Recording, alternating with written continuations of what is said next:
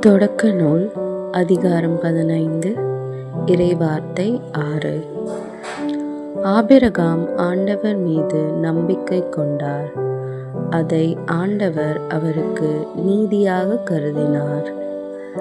இறைவா, ஆபிரகாமைப் போல் நம்பிக்கையில் மனம் தளராமல் நிலைத்து நிற்க செய்தருளும்.